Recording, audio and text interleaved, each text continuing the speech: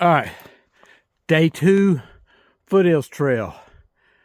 Now as good a time as any to do a 20-minute check-in. Before we get going, that is slick as glass. So these bridges, boardwalk bridges, even this trail has got a ton of woods blocks rebarred into the dirt. And they're slick too, but man, that boardwalk, I just about busted it or wrenched my back or something. So you got to be careful on anything wood you're stepping on, because it gets so much detritus and just crap on it that I guess apparently in South Carolina they don't want to use hardware cloth either, and you know how I am about hardware cloth. So even steps like this, those can get slick. So you got to be careful. But yeah, I just about busted it back there on that boardwalk. So as usual, slept on and off, saw every hour as I always do on trail. I just don't sleep well. Even took melatonin, still didn't sleep well. My best sleep on trail is I only wake up 3 times instead of 6. But got to bed at 8:45ish and up at 5:30. So got a good breakfast in this blueberry pancakes. God, blueberry pancakes and scrambled eggs and like deep fat fried bacon. Coffee. Thank you, Kay, for the coffee. Kay is running the coffee cafe along with, I'm not sure who the fellow was that was helping her with that, but anyway, they make up their own rules. They're not as stringent as Fresh Ground. Fresh Ground has a rule: nobody comes behind the table or face death. So certainly his wrath of constantly talking junk about you, which he's going to do anyway. So anyhow, we're up to a count of about 43, including this troop of Boy Scouts. So 33 just for end of days. This Boy Scout troop is a troop of Scoutmaster who through hiked in 2020, 2018. Can't remember. But anyhow, so he brings them up here same time we do, not because of us, that's just their thing, like it's now our thing. And so, all right, I'm going up. I'll chat with you in a bit. All right, we got at least one trail crew believes in, this isn't even hardware cloth, this is heavy duty expanded metal. Thank you, folks. And this one needed it, because I could see it being slick as glass. Thanks, guys. Much appreciated. Now, if you could just get some hardware cloth on them steps, that'd be awesome. Or maybe even just work your way up, get it on the other bridges. All right. So I got no idea what miles we're at. Foothills Trail is up and down just like the AT, and it is an excellent taste for the AT. So if you ever want to know if you want to through hike the AT, come spend some time on the Foothills Trail. Or if you want to prep for the AT, come spend some time on the Foothills Trail. Guaranteed to you, it'll give you the taste. Giving me the taste, and I'm not a through hiker. I've done over half of the AT. So, all right. Back to where we were. So the plan tonight is to go to Bear Gap campsite. It's a dry campsite, but there's water right before it, and there should be, I think there's bear cables there. So we got a 3/10 of a mile water carry. No Fresh Ground rest of the day. On our own for supper, lunch, or lunch, supper, and then breakfast. And then he says he's going to meet us for lunch. I'm not sure where that is. I think it's whitewater access. I'll look at that later on. But anyway, so far been hiking by myself. OG and come along, of course, came up here with me, but they're faster hikers and they left a little earlier than me anyway. And then I left out of camp, passed a few folks on the way up. But so after going westbound, we'll call that Wobo. After going Wobo,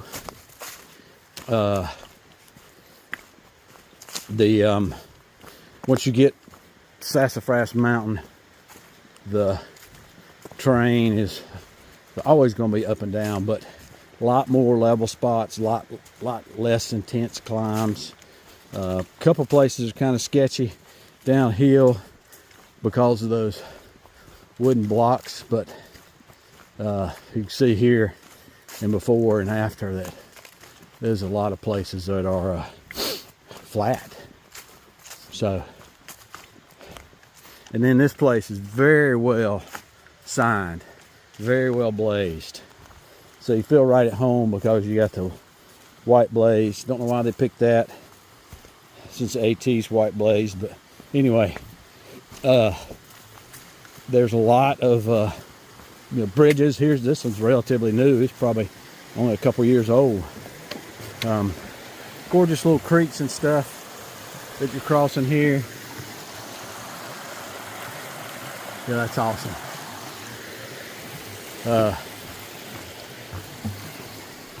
So the mileage day is going to be just short of 20, like 19.7. So if we keep doing 20-mile days, we might get out of here a little earlier than expected, but we'll see. Not in a hurry, although Come Along's got to be back for a family reunion Sunday. Didn't specify what time, so we'll try to get him back as early as possible.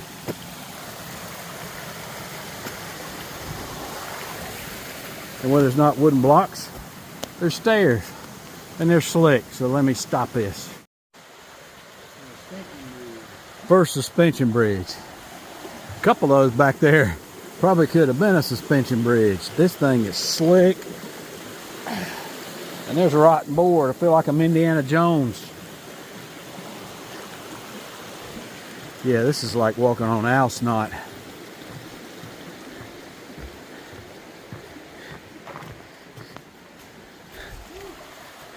See that one board? Oh yeah.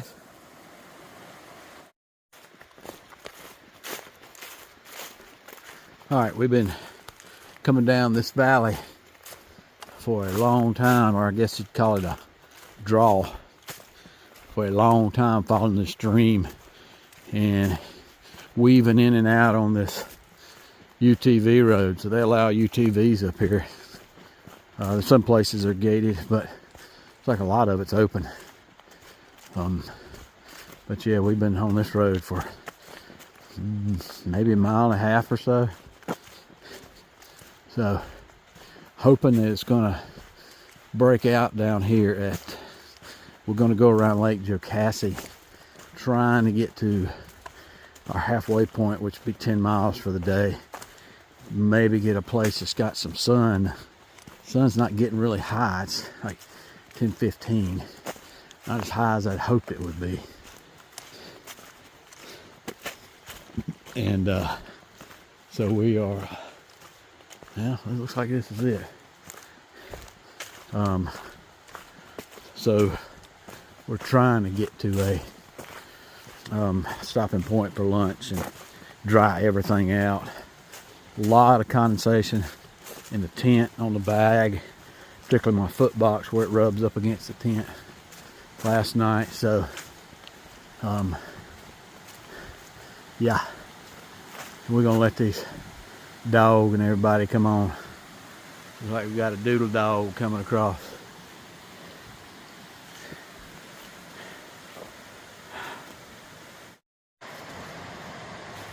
Wow, this is impressive.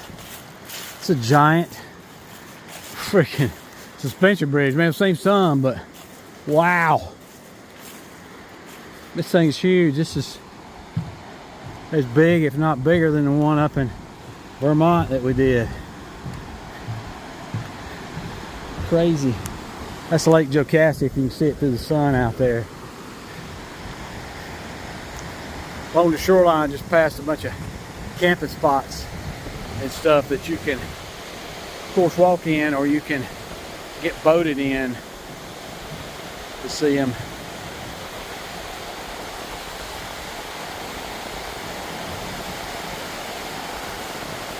Yeah, it's pretty freaking incredible.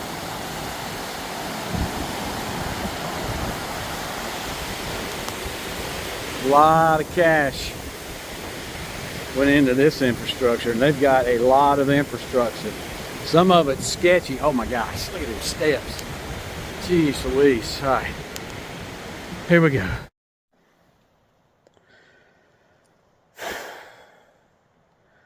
All right, so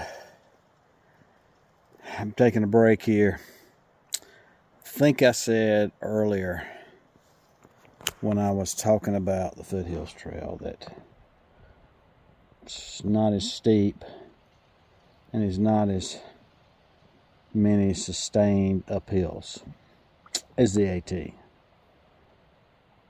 Okay, I said that with only the knowledge of the western end and only 20 some miles on the western end. I did not have the knowledge of the eastern end. And I have hiked from Springer, and not at one time, on the AT, Springer to just short of James River. I've done all of Vermont, all of Massachusetts. And then hiked from the Pennsylvania border, Sobo, down to Blackburn Trail Center. No, Bear's Den, which is not too far from the Shanties. And I'm going to tell you, this trail right here, I was wrong. It's got a lot of heartbreak ridges, and it's got a lot of ups, a lot of sustained ups, a lot of steep ups, a lot of steep downs that are dangerous, particularly for an old guy. So if you want to come out and test yourself to see if you've got what it takes to be on the AT, this is a good starting point. That's not if you're successful in doing a through hike here, doesn't mean you're going to be successful on the AT. But if you can't do it here, you ain't going to make it on the AT. So this is a good starting point. It gives you a really good taste of what it's like, particularly if you're coming right off the couch. So I would encourage you to use this because this is the hardest trail I can recall doing as far as ups. Yeah. Okay. I'm going to get up, stretch out my quads and calves and my plantar fascia and see if I can make the last 4.5 in before the sun goes down. Look it up. Chat with you later. Alright, so technically this is day 2, but this is the finish of day 1 because it's still dark. That's my story. I'm sticking to it. So we got to camp. What was the name of that camp? Bear Creek. Yeah, Bear Creek Gap, I think it was. But anyway, that was a 19.8. Like to kill me. A lot of uphill, a lot of sustained uphill. So as y'all's already seen, but got there, did it. Time we got there, actually got to camp before the sun went down. So this time of year, sun goes down at 5:30, and then you got maybe 30 minutes of dusk. But down in these hollers, you got less. Anyway, got to camp, set up, ate, got to bed by 6:30, and slept till noon. 12 o'clock, midnight, straight through, which is the most hours I've slept in one fell swoop on trail. I don't know if that's because I was so tired or I had some sleepy time tea. Got some Are you kidding me? You were whooped. Come along says I was whooped. Yeah, I'll agree with that. I was whooped. Anyway, first thing I said in the camp, got in the camp, I said, I don't want to do that again. So, anyhow, that was it. Got into bed, slept, and then, of course, from 12 to 5:30 when I got out, it was tossing and turning all night. Did get below freezing because condensation has, we've had condensation issues the whole time. The leaves stayed in the parking lot, one thing, and everything there is just wet. And then, plus just your body giving off condensation, and it was just, the atmosphere was wet too. So you're going to have it. And then last night we were down around a creek, so you get a little more. And again, because we were down low, no wind blowing, nothing like that, so condensation is going to happen this time of year when the whole forest floor is wet from 3 days of rain. They must have had 6 inches up here. Anyway, that's it for day 1, and we're on to day 2.